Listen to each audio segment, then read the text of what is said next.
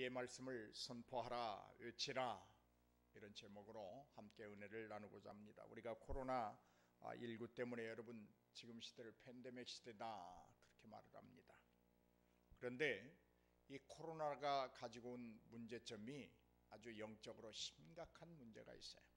육신적으로 코로나에 감염돼서 병을 앓는 것도 문제이겠지만 우리가 이 코로나 때문에 영적인 상태가 굉장히 위기에 처해 있다. 그것은 우리 성도들이 이 코로나로 인해서 잃어버렸거나 혹은 잊혀져 가는 것이 있어요.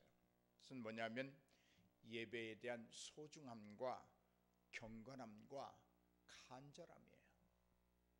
그걸 잃어버리고 잊혀져 가고 있어.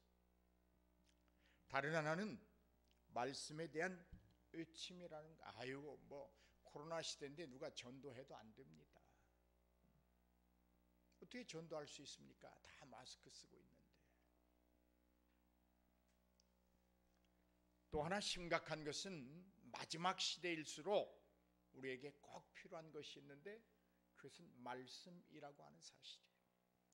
말씀 안에 있는 이 생명과 능력에 대하여 코로나라고 하는 핑계를 삼고 경건함을 잃어버리고 있다. 이건 대단한 심각한 문제인 거예요. 우리는 분명히 하나님의 말씀과 하나님의 말씀이 기록된 성경을 무시하는 시대에 살고 있다. 그렇게 말할 수 있어요.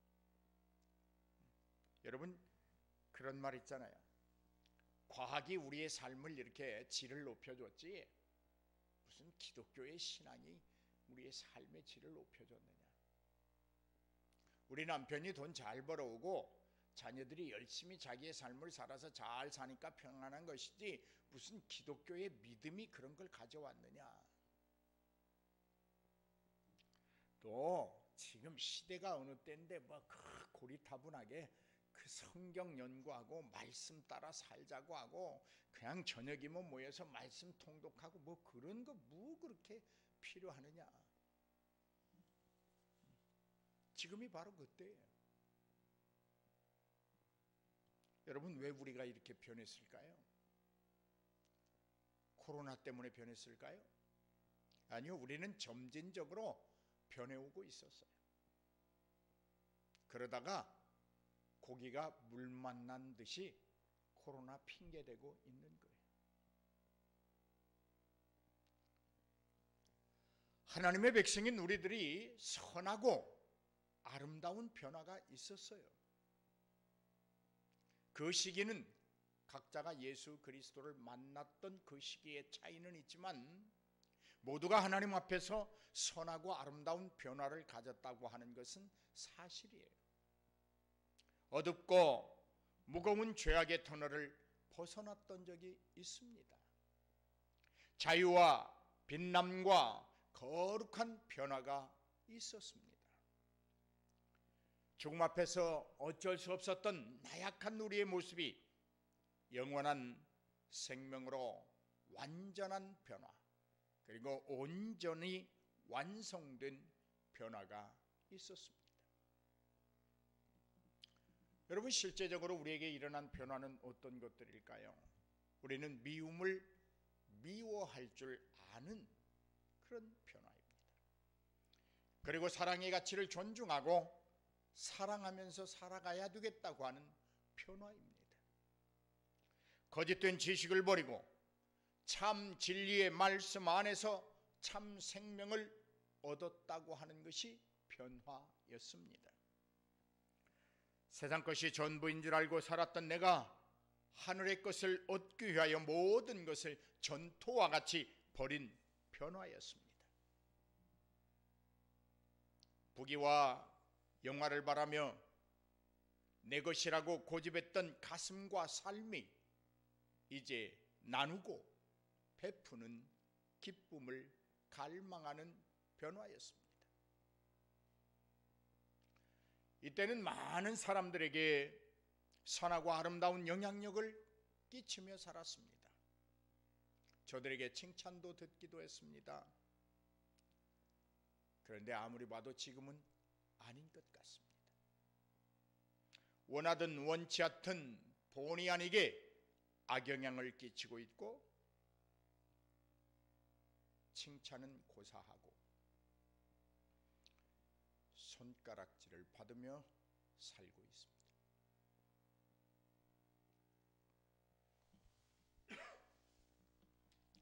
그러나 여러분, 희망은 있습니다. 모두가 다 그러지는 않다는 것입니다. 그러나 오늘 꼭 드리고 싶은 말씀은 대다수의 성도들이 그 아름답고 선하게 변화되었던 그것을 지켜내지 못하고 점진적으로 악영향을 끼치는 상태로 다시 되돌아가고 있다고 하는 사실이에요. 왜 이렇게 되었을까요? 왜 우리는 그 아름답고 선하게 얻었던 그 변화를 지키지 못하고 유지하지 못하고 활용하지 못하고 보존하지 못하고 다시 옛사람의 모습으로 돌아가고 있을까? 이것은 말씀의 능력을 알았지만 그 말씀의 능력을 간절히 사모하지 못하기 때문에 그래요. 알았던 말씀, 체험했던 말씀, 선포하기도 했던 그 말씀의 능력을 잃어버리고 살기 때문에 우리는 차츰 옛사람의 거처로 돌아가고 있는 거예요. 알지 못하는 무지함, 단순한 지식이 알미 아니라 삶을 통하여 주는 알미 없기 때문에 우리의 삶 속에서 내가 이렇게 예수를 만나 하나님의 말씀을 알고 변화되었다고 하는 모습을 우리의 삶 속에서 보여줄 수 없기 때문에 우리는 옛사람으로 다시 돌아가고 있다. 그렇게 진단해 볼 수 있습니다. 여러분, 신약시대의 사람들은 예수님이 오실 것을 모두가 다 믿지 않았습니다. 그러나 성경의 약속대로 예수님은 이 땅에 오셨습니다. 지금도 세상 사람들은 예수님이 다시 오실 것이라고 하는 사실을 인정하지 않습니다. 그러나 예수님은 반드시 오십니다. 창세기에 의하면 지구상에 전무후무한 홍수가 있었습니다. 창세기 6장부터 8장까지 기록되어 있는 말씀입니다.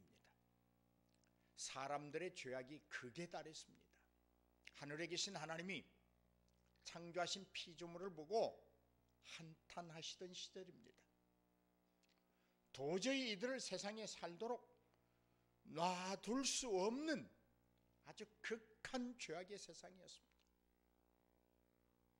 그리고 하나님은 결국 내가 이들을 땅에서 없애야 되겠다 결정하십니다. 그리고 그 일을 시행하시려고 노아를 부르셨고 노아를 세워서 방주를 짓게 하십니다. 하나님은 방주가 완성되기까지 많은 사람들에게 실제적으로 동방의 의인은 그 의의 사람이 짓고 있는 방주를 가장 높은 곳에 짓게 하심으로 사람들로 하여금 대비하고 회개할 수 있는 시간을 충분히 줬어요. 그럼에도 그들은 아이고 하나님의 심판이 어디가 있어, 그까짓 걸 가지고 우리를 유혹하려고 해, 우리를 속이려고 하지 마, 우리도 그렇게 바보 아니야.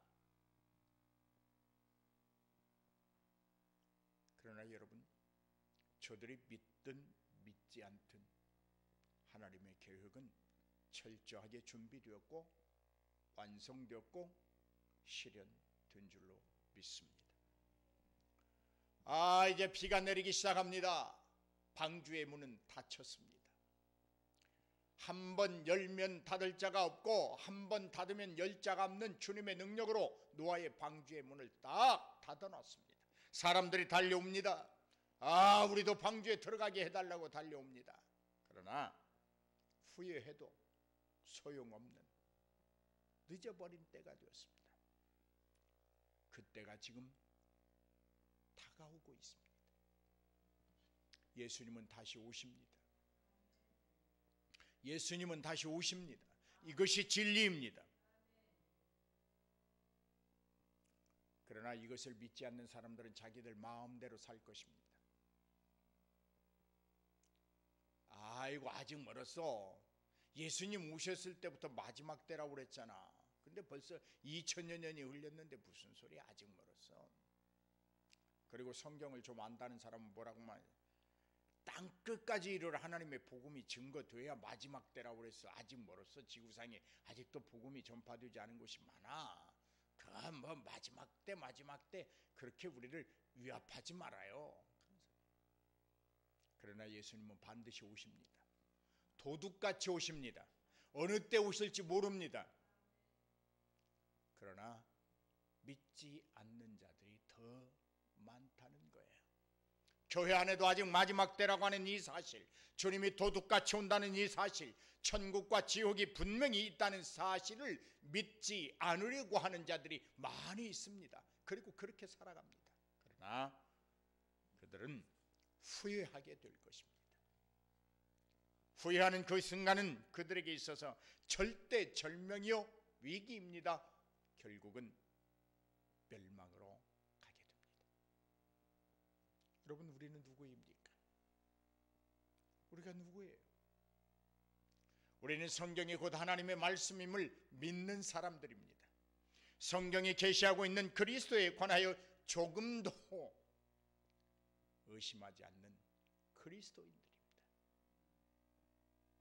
마지막 날이 오기까지 우리는 성경의 권위를 인정하는 자들입니다. 성경의 계시를 신뢰하며 그대로 될 것을 소망합니다. 이렇게 우리가 견고히 가진 이 믿음, 오직 말씀에 의한 것입니다. 자, 이렇게 소중한 말씀을 우리는 어떤 태도로 대해야 될까? 어떤 태도로 대해야 될까? 여러분이 깨닫고 알고 감사하고 찬양하는 말씀이 하나님의 말씀인 걸 믿습니까? 믿음으로 고백하십니까? 그 고백되는 말씀들이 생명의 말씀이요 진리의 말씀이라고 여러분 믿습니까? 그런데 여러분, 얼마나 그 생명의 말씀이요 진리의 말씀인 하나님의 말씀을 알고 깨달았는데 얼마나 외쳐보셨습니까?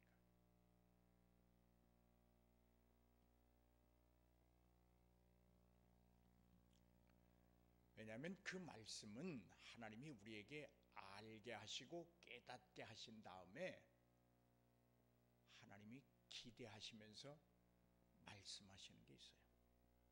외치라, 말하라. 복음을 가슴에 담고 있는 벙어리로 살지 말고 내 입을 넓게 열어 외치라, 말하라, 선포하라. 말하고 들려주고 말하고 가르치고 말해서 자자손손 이르기까지 지켜 기억되게 하라.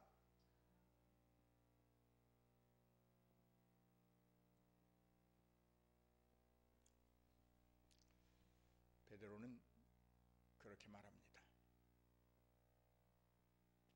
말세에는 사람들이 하나님의 말씀을 듣고도 무시할 것이라고 말합니다. 자, 말씀 같이 읽어봅니다. 시작. 먼저 이것을 알지니 말세에 조롱하는 자들이 와서 자기의 정욕을 따라 행하며 조롱하여 이르되 주께서 강림하신다는 약속이 어디 있느냐? 조상들이 잔 후로부터 만물이 처음 창조될 때와 같이 그냥 있다. 이는 하늘이 옛적부터 있는 것과 땅이 물에서 나와 물로 성립된 것도 하나님의 말씀으로 된 것을 그들이 일부러 잊으려 함이로다. 이로 말미암아 그때의 세상은 물이 넘침으로 멸망하였으되 이제 하늘과 땅은 그 동일한 말씀으로 불사르기 위하여 보호하신 바 되어 경건하지 아니한 사람들의 심판과 멸망의 날까지 보존하여 두신 것이다. 베드로가 말하는 말은 그런 말이에요. 딱 두 가지의 요점이 있어요.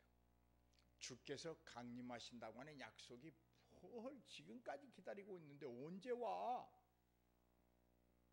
이렇게 조롱하는 자들이 있다는 거예요. 성경은 그냥 위대한 위인전의 하나야 라고 말하는 자들이 있다는 거예요. 성경은 예수 믿는다고 하는 너희들에게나 필요한 것이지 우리에겐 필요치 않아, 그런 자들이 있다는 거예요. 그뿐이겠어요? 교회 안에도 성경 좀 모르면 어때? 그거 뭐 그렇게 꼭 성경을 연구하고 파고들고 살아야 돼? 그냥 내가 법 없어도 살 정도로 살면 되잖아. 베드로의 말을 빌리면 이렇게 말하는 모든 것은 하나님에 대한 모독이다 그 말이에요. 하나님을 조롱하는 것이다 그런 말이에요. 그런데 또 재미있는 말을 베드로가 하고 있어요. 이들이 이렇게 하나님의 말씀에 대하여 조롱하는 것, 예수가 다시 강림하실 것이라고 하는 것에 대하여 조롱하는 이들은 몰라서가 아니야. 알고 있으면서도 그들이 일부러 잊으려 하는 거야. 일부러 잊으려고 하는 사람, 혹시 그들이 오늘 저와 여러분 아닐까요? 고의성을 가지고 부인한다는 거예요. 여러분의 형법에도 고의적으로 계획된 범죄에 대해서는 형이 높아요. 운전을 하다 사고를 하면 과실치사인데요, 고의적으로 사람을 살인하면 고의범이에요. 그래서 형량이 높아요. 마찬가지.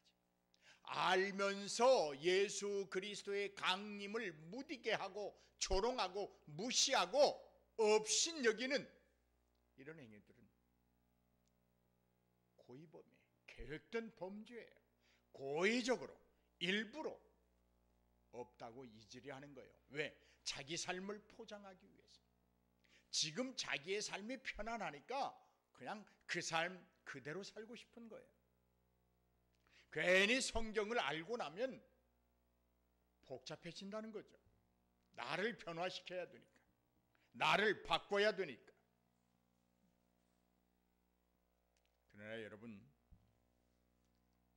우리는 하나님 안에서 날마다 변해야 됩니다. 날마다 바뀌어야 됩니다. 바뀌어야 돼요. 바울은 로마에 있는 성도들에게 그렇게 편지했습니다. 혹 내가 하나님의 인자하심이 너를 인도하여 회개하심을 알지 못하느냐? 그 인자하심과 용납하심과 길이 참으심이 풍성함을 네가 멸시하면서 살아? 그렇다면 너의 지금 그 행위는 하나님의 진노가 임할 그날 네 머리 위에 숯불을 쌓는 것이고 하나님의 진노를 내게 쌓는 행위에 불과해. 아무것도 아니야. 오늘 이 로마 교인들을 향해서 바울이 하는 말 중에 그런 거예요. 하나님이 오래 참으시고 있다. 여러분, 노아 시대에도 하나님께서 참다 3번 참으시고 진멸하셨어요.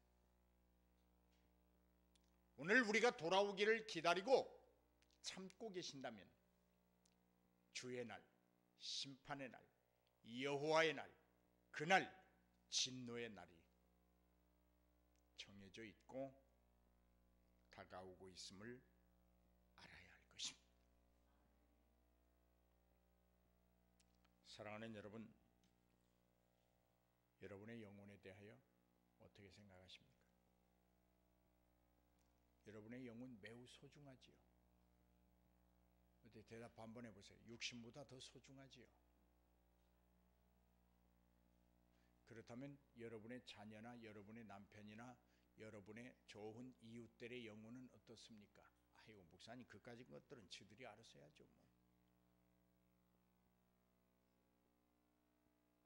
아이고 목사님 내 영혼 하나 추스리고 천국 가기도 힘들어요. 내가 그 영혼들까지 무슨 생각할 겨를이 있겠어요? 그것이 지금 현재 여러분의 믿음 상태인지 모릅니다. 오늘 우리는 이렇게 생명의 말씀이요 진리의 말씀이요 참 영생이 있는 이 말씀을 우리 가슴속에 담고만 있어서는 안 돼요. 그건 믿음의 성질과도 맞지 않아요. 믿음은 폭발력을 가지고 있습니다. 믿음은 움직이게 만듭니다. 믿음은 명사가 아니라 동사예요. 움직이게 만들어요. 말씀은 능력이 있어요. 그 능력은 선포하는 데 있어요. 외치는 데 있어요. 들려주는 데 있어요. 말하는 데 있어요. 선포해야 됩니다.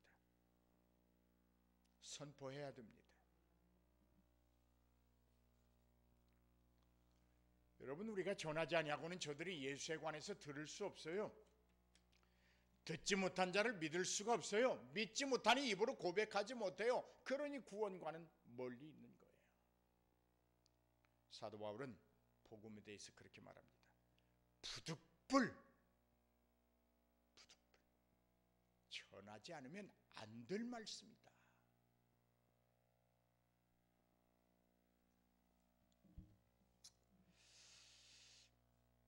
오늘 사랑하는 여러분, 복음이 가져다주는 그 은총은 복음은 전함으로 완성되는 것이고 복음은 전할 때의 은혜가 되는 거예요. 그냥 알고만 있어가지고는 별다른 은혜가 없어요. 복음을 전함으로 한 영혼이 돌아오는 모습을 볼 때 아하라고 하는 가슴을 치는 은혜가 있게 되는 거예요. 여러분 목사가 강단에서 예배를 인도할 때마다 모르는 한 영혼만 오도 더 신바람이 나는 이유가 거기에 있는 거예요.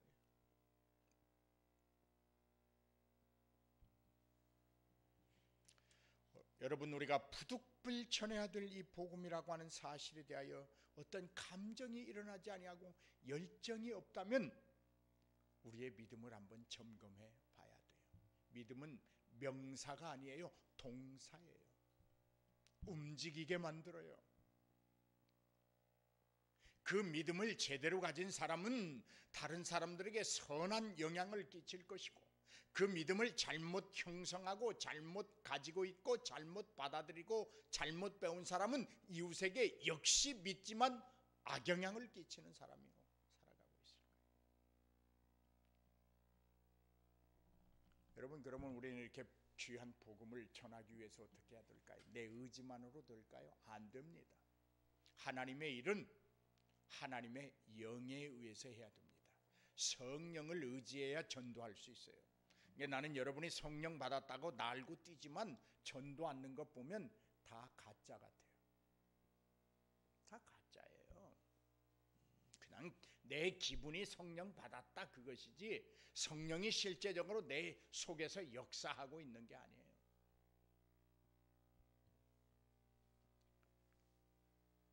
정말 내가 그냥 성령 받은 것 같아가 아니라 정말 하나님의 영이 내 속에 와 임재하는 성령으로 성령 충만하기를 주의 이름으로 축복합니다.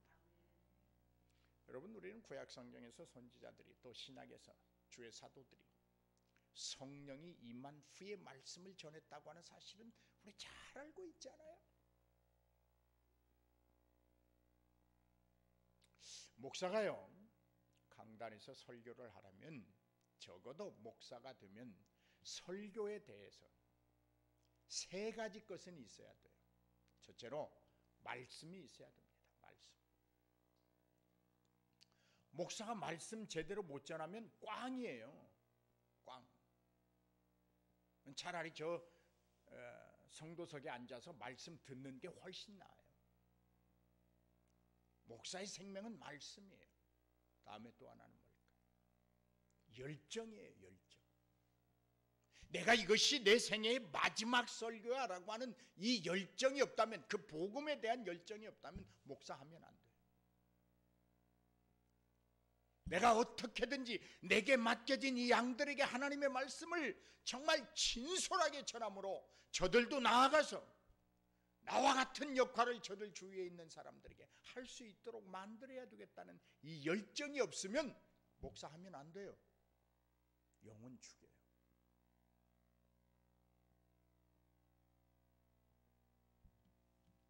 또 하나는 목사도 여러분과 같은 동시대에 살고 있다고 하는 현장감이 있어야 돼요. 성도들의 고통에 눈물도 흘려보고 성도들의 아픔에 같이 아파 소리도 쳐보고, 이런 게 없으면 목사하면 안 돼요.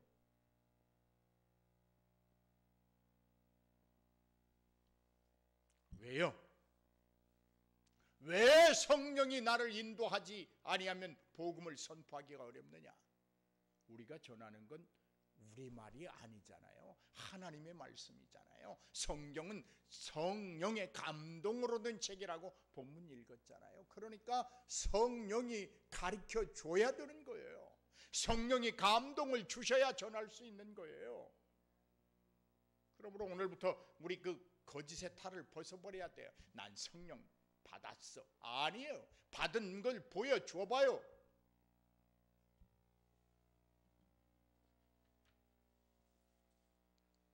우리는 부족하게 이를 데 없는 사람들이잖아요. 뭐 하나 남 앞에 자랑할 수 있는 거 없잖아요. 어떤 목사님이 저한테 그래요. 목사님, 왜 하필 대전 가서 개척했어요? 대전이 어때요? 사람 살기만 좋은데 좀 느려서 그렇지. 뭐 빠른 사람도 있고 느린 사람도 있고, 빨리 깨우치는 사람도 있고 늦게 깨우치는 사람도 있는 것이지. 뭐 대전이 어때요? 그분은 저보고 저 강남 같은데, 좀 저 카이스트 앞에 같은데 그런 데 가서 개척하지 왜 여기서 했냐, 그런 말이에요. 박사들하고 좀 놀고 그랬으면 좋을 텐데. 아니에요. 여러분, 목사는 그런 거 아니에요. 하나님이 내게 어느 곳에서 어떤 양을 주시든 그저 그냥 최선만 다하면 되는 거예요. 하나든 둘이든 열이든. 여러분, 우리 부족한 거 많잖아요. 그 부족을 무엇으로 채워서 하나님의 일을 감당하려고 하십니까? 성령입니다. 성령입니다. 성령입니다. 오늘 우리 본문 읽었잖아요. 모든 성경은 하나님의 감동으로 된 것이다.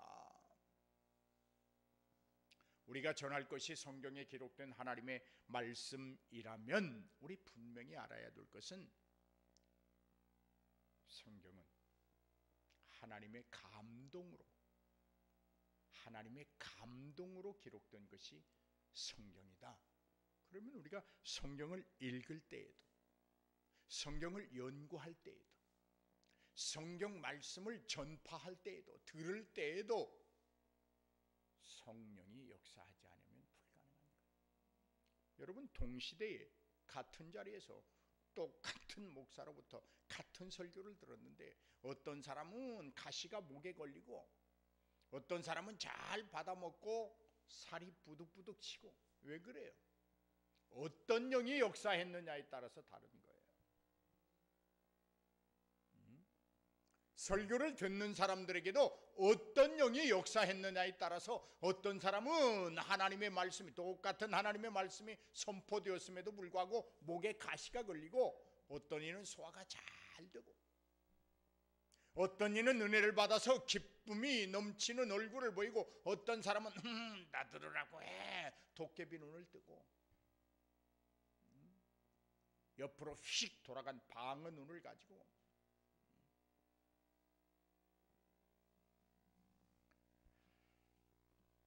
여러분, 우리가 성령을 의지해야 되는 또 하나의 이유는 나를 위한 아니라 내가 전하는 말씀을 듣는 그를 위해서라도 우리는 성령의 감동을 받아야 돼요. 왜냐하면 하나님의 말씀은 성령으로 감동되어서 기록된 말씀이기 때문에 하나님의 역사가 없이는 내가 아무리 전해도 저 사람이 변화되지 않아요.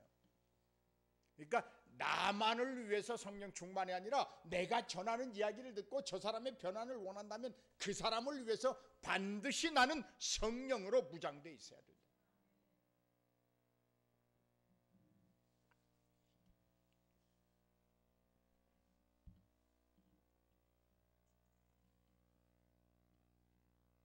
여러분, 우리가 사람을 변화시키는 것은 우리의 어떤 번지름한 기름칠한 말이나 어떤 문학가들이 만들어내는 그 좋은 문구, 어떤 문장력에 의해서가 아니고 또 과학이 가져온 고도의 기술력이나 의술이 보여주고 있는 그 생명을 좀 연장시키는 그런 의술에 의해서 우리가 사람을 감동시키고 변화시킬 수 있는 것이 아니에요. 사람의 마음을 움직이는 것은 오직 성령이세요. 오직 성령입니다. 우리가 그 성령 없이 백날 나가서 말씀을 전해도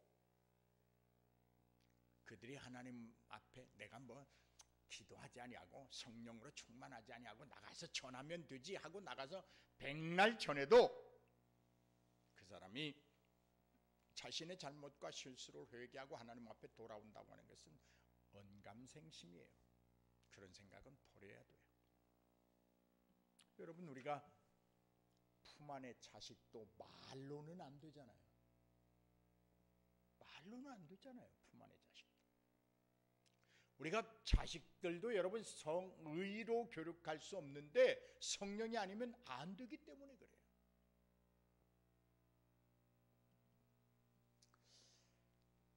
여러분, 바리새인들, 사두개인들, 제사장, 율법사 이런 사람들은 예수님의 제자들보다도 성경에 대해서 아주 박식한 사람들이었어요.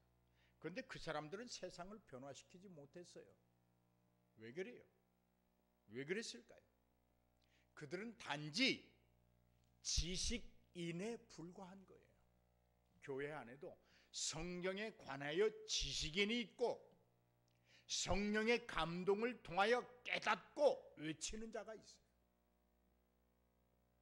여러분, 어느 쪽에 서시겠습니까?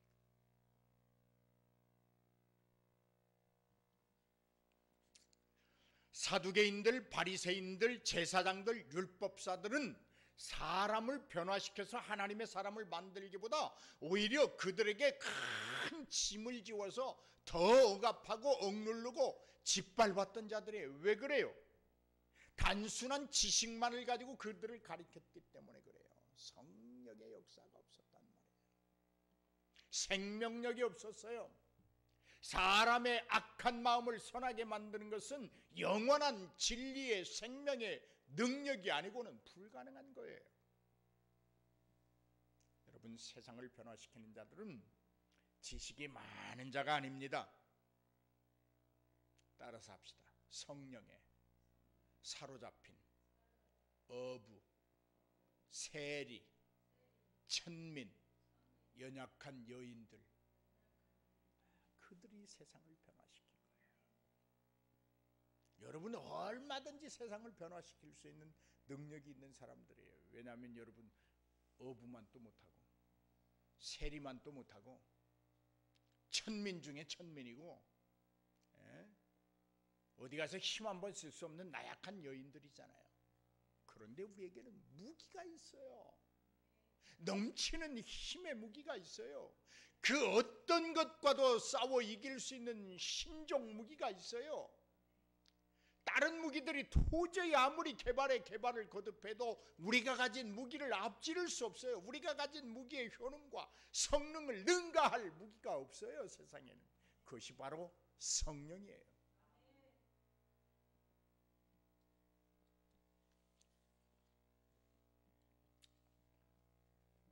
부활하신 주님은 우리에게 부탁했어요.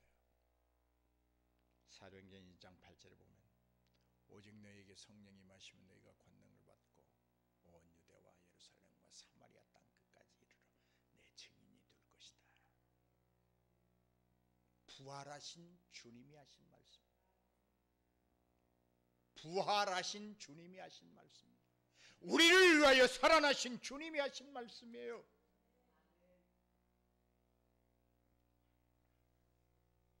여러분 4대 교회 우리 공부했죠? 요한계시록 하면서 4대 교회를 향해서 하나님이 내가 네 행위 알아.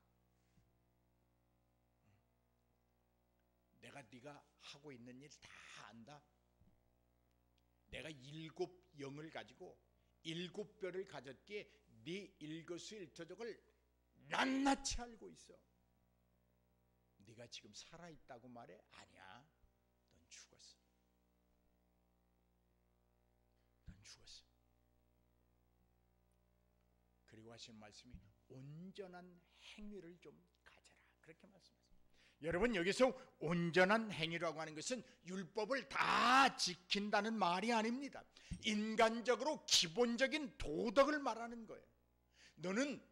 나는 부유해. 나는 먹을 것이 넘쳐. 좋은 옷도 많고 남들 끼지 못한 다이아 반지도 껴봤고 내 목에는 금목걸이가 주렁주렁 달려있고 걱정할 게 없어. 아니야. 그거 아니야. 내게는 온전한 행위가 없어. 바로 인간의 기본적인 도덕. 너에게는 은혜에 대한 감사도 없고 내게 있는 것을 나눌 수 있는 마음의 여유도 없어. 넌 죽어 있는 거야. 살아있다고? 아니야. 죽었어.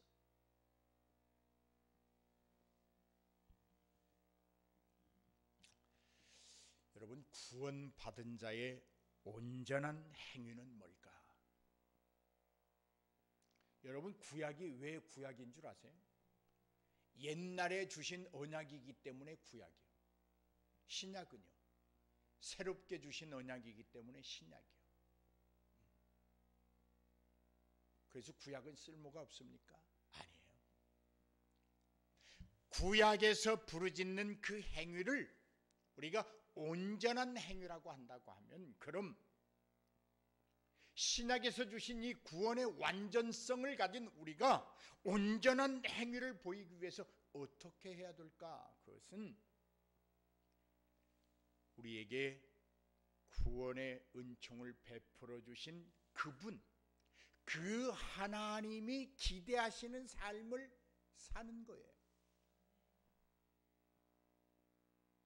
그 중에 하나가 하나님이 우리에게 기대하시는 것이 많이 있지만 그 중에 하나가 부활하신 주님이 우리에게 하신 말씀, 내 증인이 되어다오.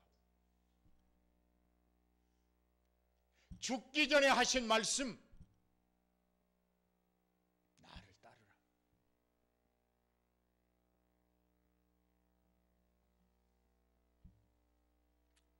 여러분 이제 우리가 구원을 주신 그 하나님이 의도하시는 그 목적대로 살기 위해서는 우리가 가져야 될 마음 자세가 있어요.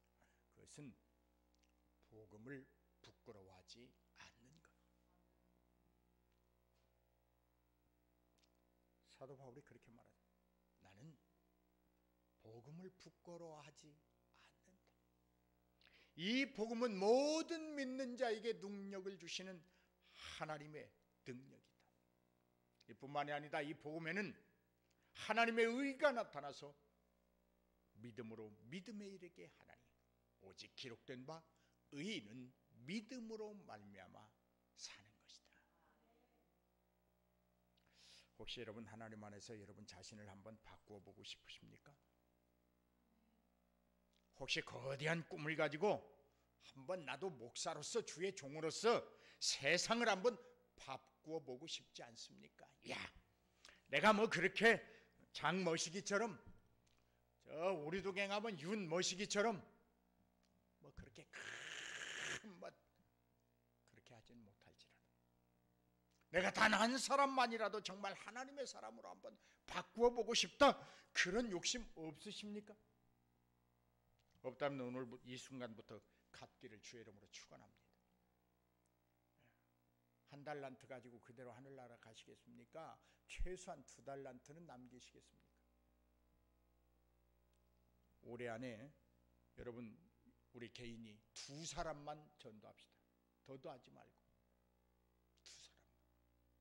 2021년에 2사람씩만 하자고요. 입들 일부러 전도하자니까 2사람씩만 하자고요. 5달란트 남기라고 안 할 테니까.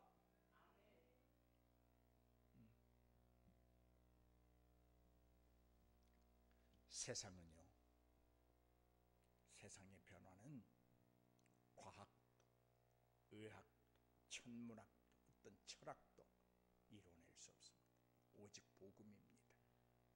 오직 복음입니다.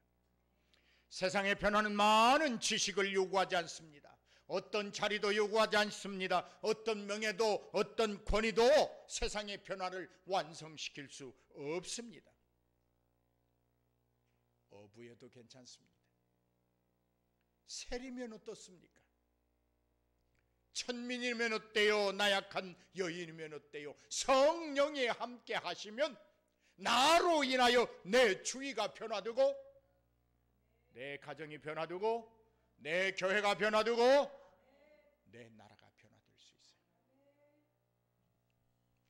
세상의 변화는 나로부터 시작되는 거야. 나로부터. 세상의 변화는 나로부터.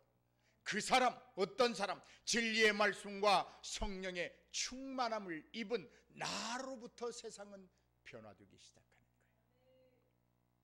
진리의 말씀으로 충만하고 성령의 역사하심이 있는 그 사람은 자신을 변화시킬 뿐만 아니라 세상을 변화시키는 사람입니다.